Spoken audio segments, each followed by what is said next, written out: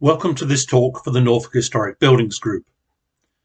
This time I will be showing you some details of Krons Manor in Hempnal, which was one of the most complicated houses we surveyed as part of our latest study of the houses of Norfolk.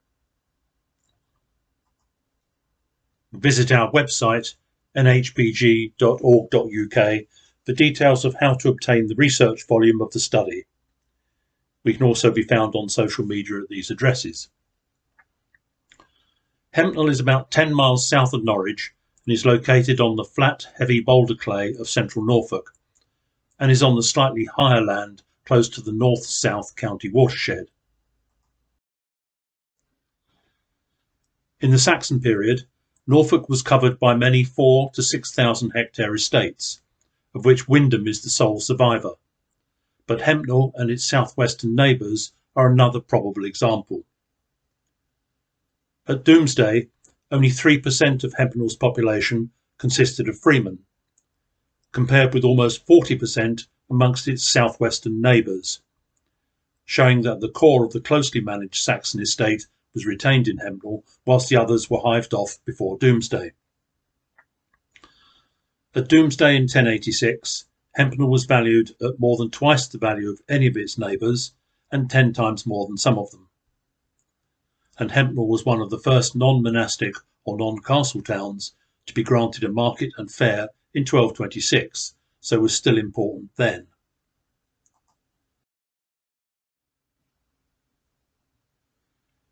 Derived from manorial records and by subsequent landscape analysis, this map shows the land use of Hempnal at around 1500. The remaining common land at this time is shown in yellow, and unlike in many Norfolk parishes, the dark green shows the woodland that still existed in 1500. The red dots are houses and tenements that were mentioned in the manor records of the 14th century, so were already well established by then. But by the 16th century, Hempnal was declining and its market had disappeared. Manorial control in Hempnal was also weakening in the time up to the 16th century, and some of the manor's domain land was sold off to local yeoman farmers, allowing them to increase their holdings. Although the house we're going to look at is named Krons Manor, Hempnal never really had a manor house, although this house was once owned by the lord of the manor. All Hempnal's neighbouring parishes have or have had a large manor house. These neighbouring manor houses range from enlarged medieval houses to 18th century neoclassical ones. Some of them had more than 20 chimneys during the Hearth taxes of the later 17th century. 3 have since been demolished, ironically the last 3 to be built, those at Shotsham, Brook and Wootton, and another is now a nursing home, the one at Saxlingham. Krons Manor is located at the edge of the town or village of Hempnal and is one of the early tenements with messuages mentioned earlier.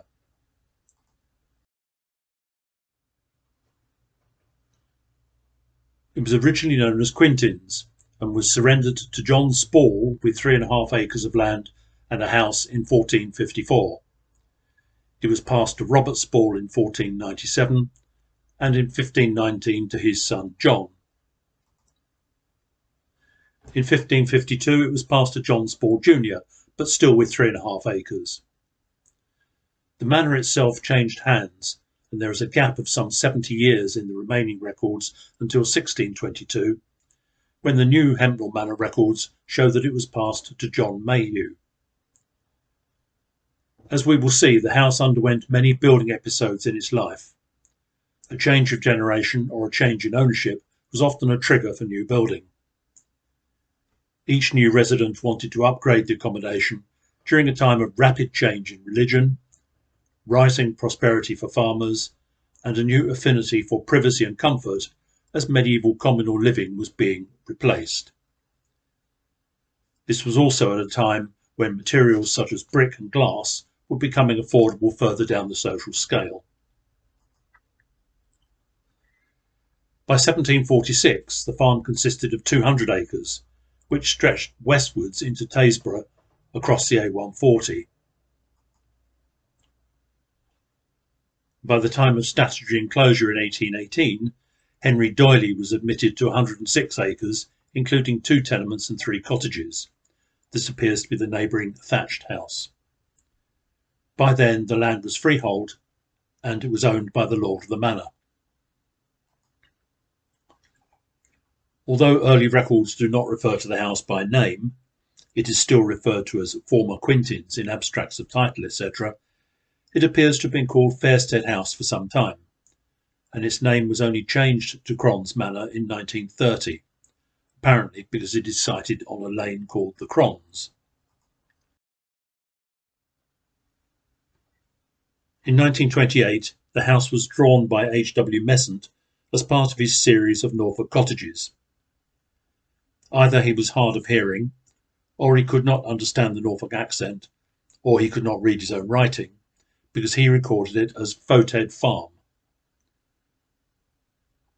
The house had undergone an arts and crafts makeover in around 1910, with new windows and a door in the north wall, and these features are prominent in his drawing. Almost all of them have been removed subsequently as being out of keeping with such a grand timber-framed house, and in having to deal with certain timber problems which we will see. Mesant's drawing gives absolutely no hint of what sits underneath this later skin. In each of the following external and internal pictures, the position which the photo is taken is shown on the floor plan at the top of the screen. The photos were taken over a number of years, so there are some changes in decoration, etc. Here we see the house from the southwest. From the west, it shows the side of the crosswing and the modern porch. And from the northwest,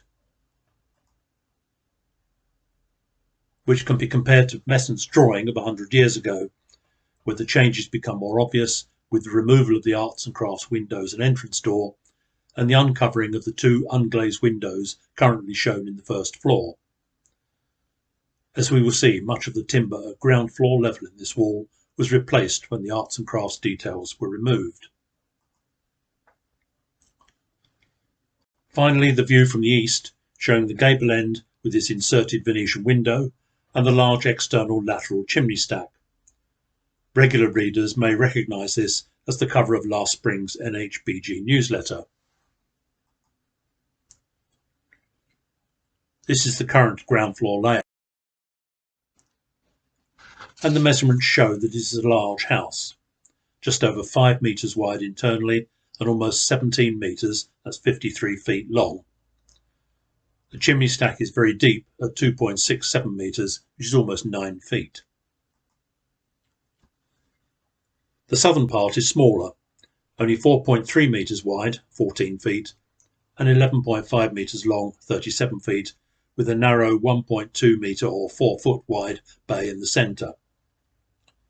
The modern porch is shown at the top left, and the modern kitchen extension is shown to the right at the bottom.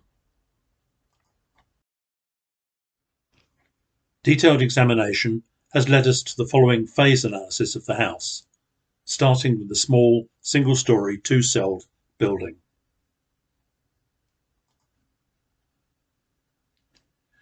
This had a large lateral chimney stack added, probably at the same time as the large 1.5-storey range was built at right angles to the north. This was probably a 2-celled building for reasons which we will see later. It may have been the continued use of the original range with its new hearth and chimney that allowed the new hall in the extension to be used as a parlour. However, the northern extension may have consisted of 3 cells at this time. At some time later, the parlour end was either built new or rebuilt as a crosswing, with 2 full storeys and an attic.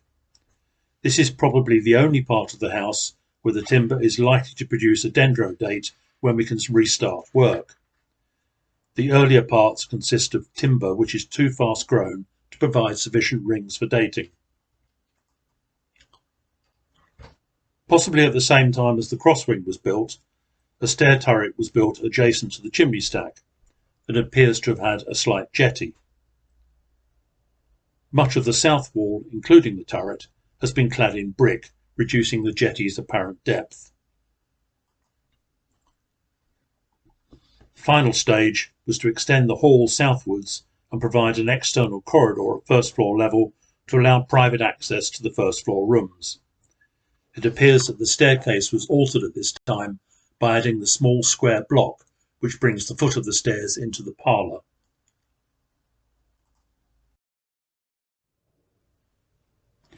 We can now take a look at each of these elements in turn, starting with the small single-storey range.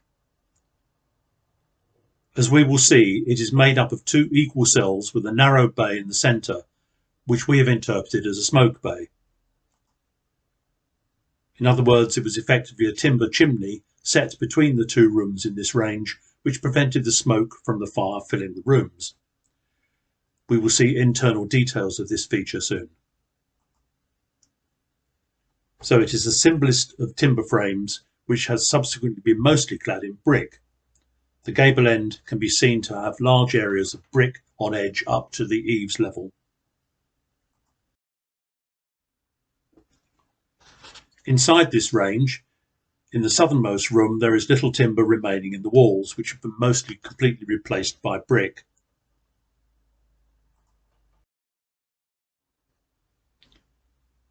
In the other room of the pair, the size of the hearth is obvious. This feeds into the large external chimney seen earlier. The Bessemer for the hearth has been reused here. There are several indicators. Reused from what is the first question. It is slightly cranked, so is very unlikely to have been a principal joist in its earlier life, or the floor it supported would have bulged considerably in the centre. It was obviously once longer, as the chamfer on the front edge continues over the brick pier at this end, showing that it was once bridged a wider opening. Notice the mounting point for the chimney crane for swinging pots to and fro above the fire. The Bessemer also has peg holes along its top edge for mortises for studs above it. The arch of the right-hand end of the Bessemer bay may have been to allow extra headroom for access to the bread oven at the rear of this hearth, or it may have been part of its earlier use. Was it perhaps the original Bessemer for the smoke bay across the centre of this building? This would have been a large and valuable timber crossing the building, so it makes sense to reuse it. But it would have needed shortening, hence the overlong chamfer. The following slides will expand on this chimney bay idea. The principal joist supporting the upper floor is set into the centre of the brickwork of the stack. It has a nick after the chamfer stop, so is likely to date to after 1625, when this feature became more common in Norfolk, so probably dates the flooring over of the room.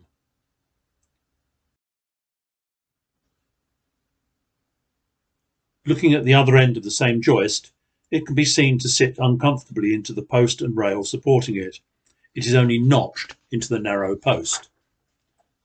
But the chamfer on it is stopped at both ends, which, given its unusually short length, implies that it was made for here rather than being reused from elsewhere. The drawn elevation confirms its odd position in the building. The eaves level can be seen to be just above the inserted floor, which is shown by the pecked and dotted line above the red arrow, with a distinct slope in the southernmost of the two rooms.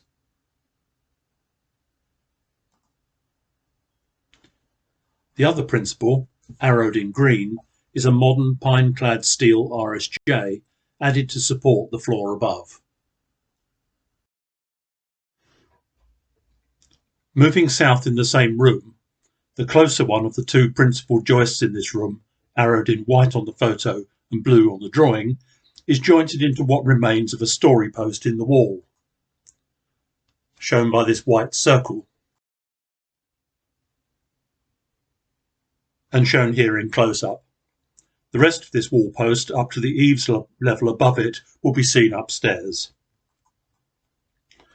The other end of this beam is also jointed into what remains of a post built into the corner of the chimney breast, showing it is likely that this beam is in its original position.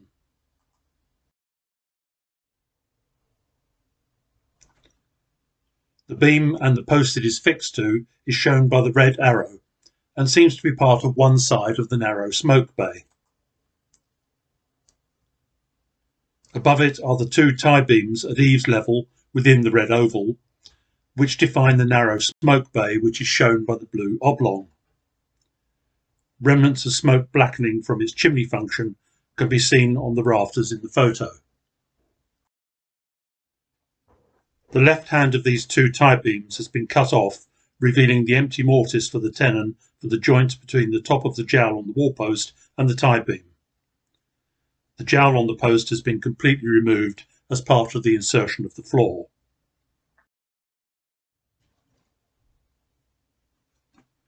Further to its left along the wall plate, another tie beam has been removed, this time leaving the pared back jowl of the wall post, and part of its vertical tenon can be seen, including half of the original peg hole shown by the arrow. This tie beam once supported a roof truss, which we'll see in more detail in a moment. Looking at the upstairs room as a whole, the position of the smoke bay is shown by the red arrows, and the sloping floor mentioned earlier can be seen through the doorway. The roof here is formed by common rafters only. This is an early form of roof without any of the regularly spaced larger principal rafters to help spread the load. These roofs usually had either a crown post truss with its central crown purlin, or queen post truss or trusses with a single side purlin each side supporting the rafters. The empty peg holes in the rafters, seen here in the drawing, point to a single wide side purlin for a queen post roof, with the purlin located here. This example of a queen post roof truss was seen in Beccles Museum during our 2009 AGM, and it was built around 1550.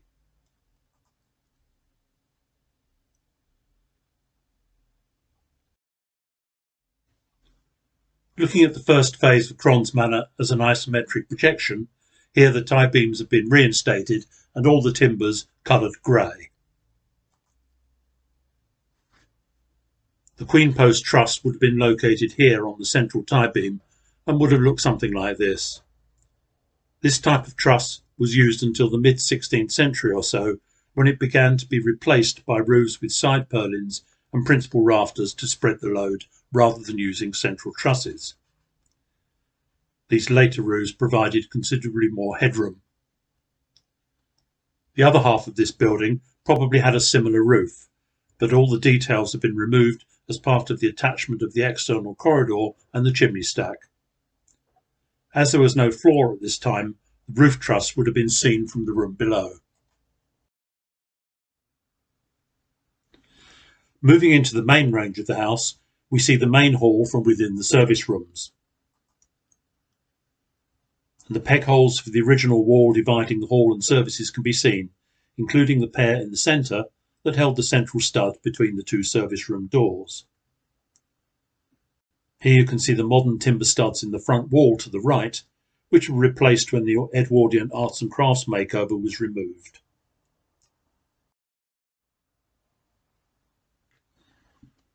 Looking the other way into the later extension below the first floor external corridor, we can also see back into the room with a large fireplace. The principal joist here has a deep plain chamfer with a shield stop. Also visible is the head of the original six-light window. And the principal joist has been raised by an oak wedge placed on top of the jowl in the wall post.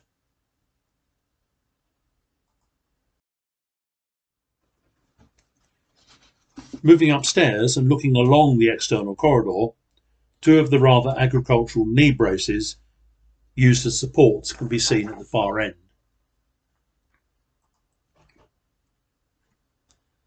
Seen close up, it is obvious that the corridor was rather crudely added to the original building, with the principal joist across the corridor buried in the wall on top of the house wall plate, supported by an applied post against the wall and the knee. The windows for the room to the left can be seen to have been cut through the wall plate, which could have been done either before or after the corridor was added.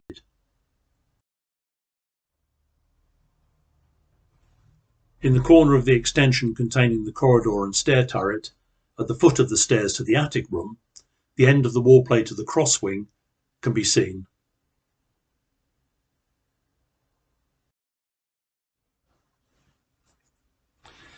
In the hall chamber on the other side of the windows cut through the wall plate, in the external wall is an unglazed diamond mullioned window below the wall plate, and the shallow casement window above the wall plate. This is the replacement for the tall arts and crafts window seen in Messon's drawing, and the join with the replacement wall plate can be seen. Returning to the diamond mullion window, which was covered up in Messon's drawing, the mullions are pegged into the window head, but their bases are hidden by the lead sheathing.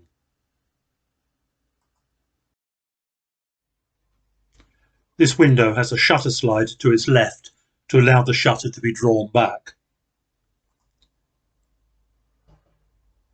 The tie beam across this room has been cut off, as it is only about 1.2 metres above the floor and would seriously have hampered movement around this room, although it may have been part of a wall between the two rooms and was removed to make one room. Whichever of these options is correct, presumably this room would have been open to the roof, as the raised principal joist further up the rafters that supports the ceiling joist now and replaces the function of the tie beam in strengthening the frame, has apparently been jointed in later, so is not part of the original construction. That this new principal joist is a later feature is also confirmed by the fact that the joists in this room are laid on edge, a later feature than all the other joists in the house, including those in the room below it, which are all flat laid.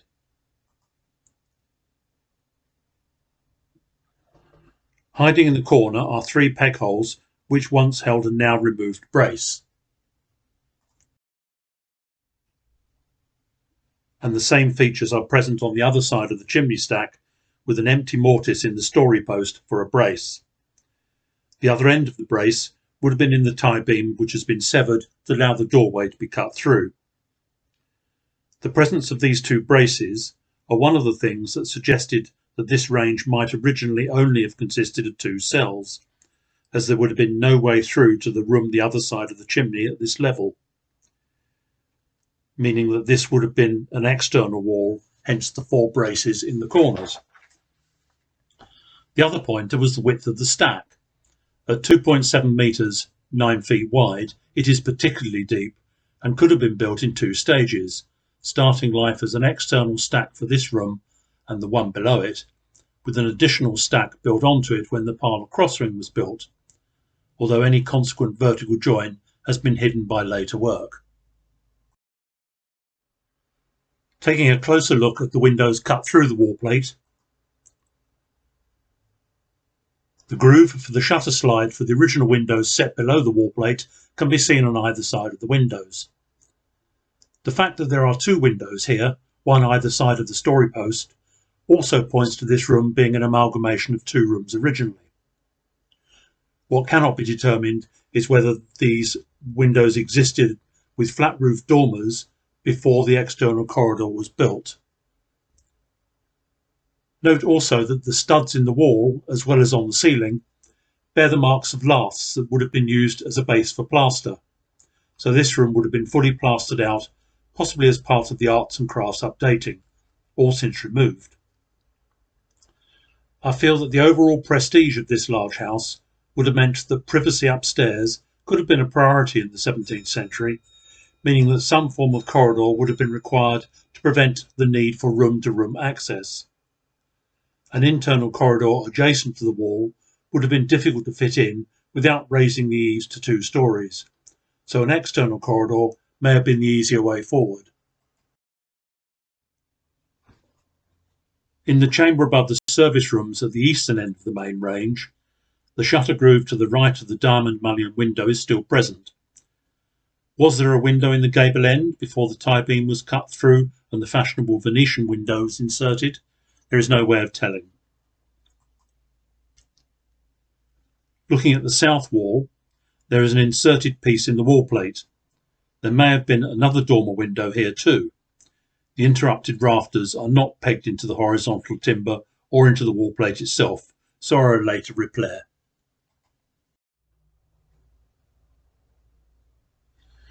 Moving back downstairs at the other end of the house to the parlour in the cross wing, where the stairs to the upstairs corridor start. This version of the staircase appears to be the arts and crafts period, with its moulded newel posts and wasted balusters, which change from square in section to diamonds. The stairs may originally have risen from the other side of the wall post, and the current form extended into the small square extension seen outside next to the stair turret. The fancier decoration to the principal joists and hearth is evident in the cross wing, but the common joists are still early in character as they are flat laid, although fairly small in size. Note the plaster fleur-de-lis on the stack. This was a Marian Roman Catholic symbol at a time of religious change. There is also a faint shield to the left, presumably originally only painted, but is now blank. The principal joist has sunk quadrant moulded chamfers rather than the plain ones seen throughout the remainder of the house. The principal across the front of the chimney stack is similarly decorated, whereas the mid-rail in the wall behind the photographer is plain. The brick jambs for the fireplace are also sunk quadrant moulded, where the bricks are specially moulded into this shape. The arch of the fireplace had to be rebuilt fairly recently, in what appears to be cement mortar.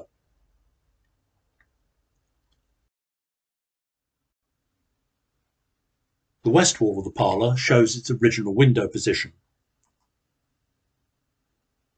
and the peg holes from the remaining joints confirm this.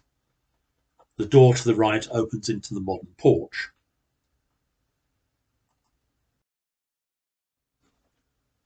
The north wall of the cross wing shows the modern sill and studs replaced in the 1960s when the Edwardian makeover was removed.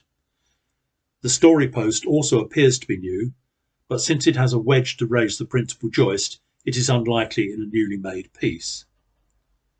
The mid-rail and left-hand corner post are both originals. The modern studs have been fed into the original mortises and pegged, and the original window and shutter slide position still show in the soffit of the mid-rail to the right of the central post.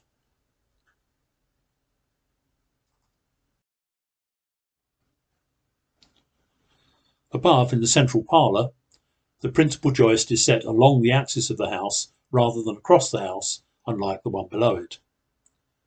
The timbers in this section are possibles for dendro dating, as they are not so fast grown as the timbers in the remainder of this range, all of which Ian Tyers judged as too fast grown to yield sufficient annual growth rings for dating. The cranked braces in this wall are internally trenched, in other words, they are set inside the wall studs. In contrast with those in the south wall of the cross wing, where the braces are externally trenched, an unusual mixture, especially in a single room.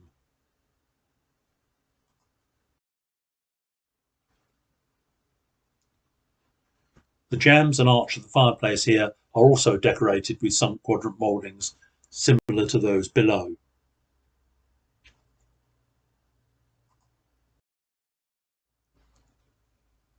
Finally, a brief look along the roof. The fact that it was once thatched is evident, not only from the straw, but also from its steep angle. Much of the strengthening is modern, with a modern version of the truncated principal rafter reinforcement that Susan and Michael found in Walsingham, here with extra supports, including a bolted collar above Chris's head, shown by the arrows.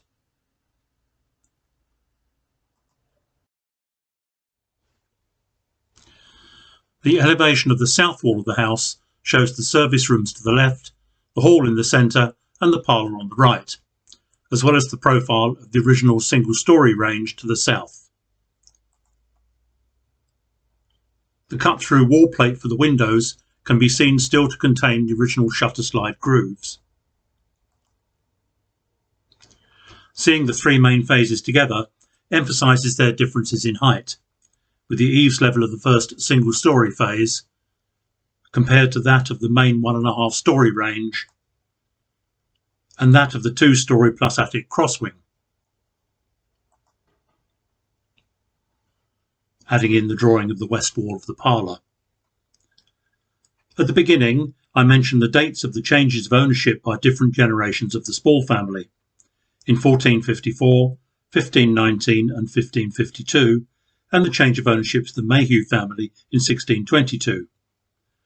Unfortunately, there is a gap between these last two when the manor changed hands, but any or all of these dates could be relevant in the build history of this house, and we hope that Dendro will provide some accurate dates to confirm or deny them.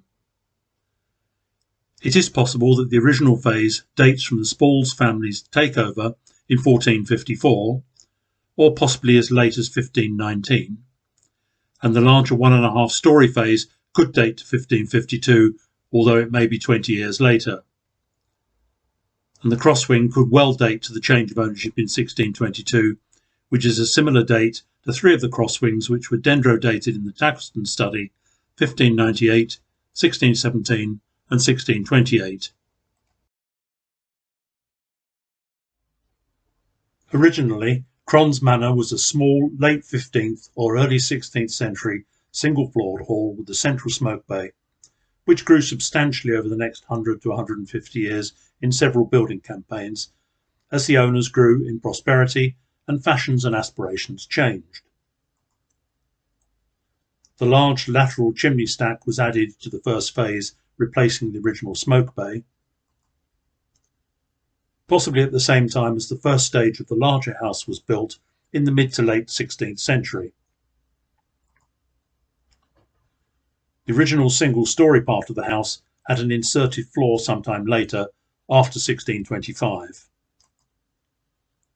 Possibly at the same time as the crosswing, which was either built new or replaced the original parlour, probably in the early 17th century. The stair turret was added to the main house and may also have been part of the same building campaign as the crosswing, replacing the usual cramped spiral stair that was built adjacent to the chimney stack. And finally, the external corridor was added, making the upstairs far more private without requiring the through room access to the chambers, or resulting in the fine house you see today. Fortunately, the out-of-keeping arts and crafts alterations have been removed and the house returned closer to its original self.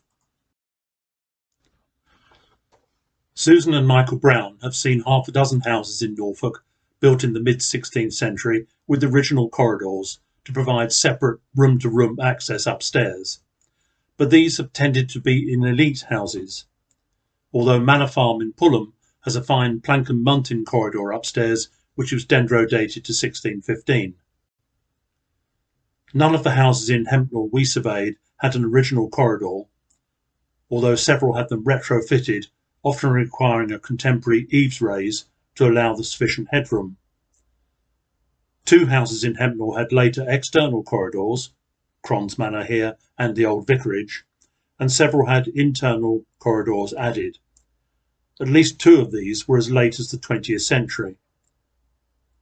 One house in Hempnal still has only room-to-room access, Lime Tree Cottage, but this house has a staircase at each end as part of a division into two units, so it doesn't have the same problem. The whole Hempnal study was interesting, but this house was particularly so, and our thanks go to the owners, Chris and Steph Evans, for their patience with our several visits to untangle the house's history. Thank you for listening.